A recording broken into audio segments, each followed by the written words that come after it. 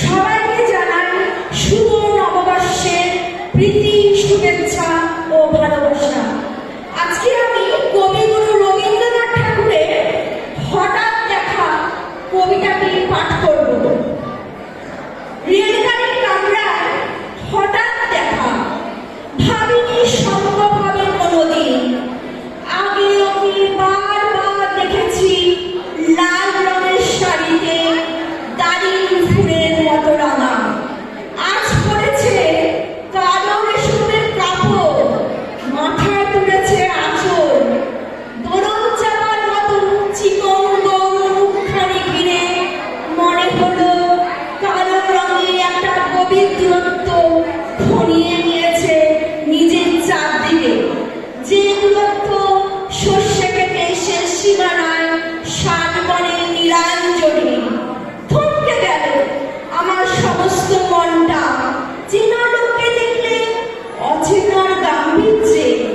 হঠাৎ খবরের কাগজ ফেলে দিয়ে আমাকে বললে নমস্কার।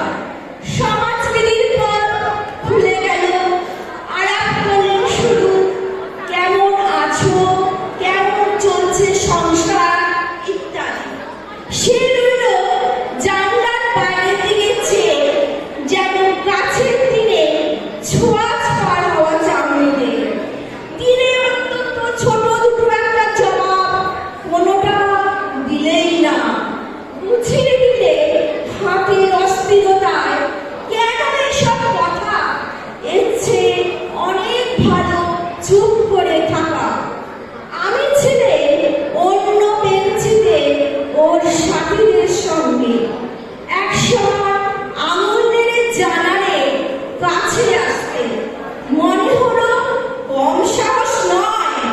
বসলো ওর এক বেঞ্চিতে। গাড়ির আওয়াজের আড়ালে বললেন মৃদু স্বরে, কিছু মনে করো না। সময় কোথা, সময় নষ্ট করবার? আমাকে নামতে হবে পরের স্টেশনে। দূরে যাবে তুমি, দেখা হবে না আর কোনোদিনই।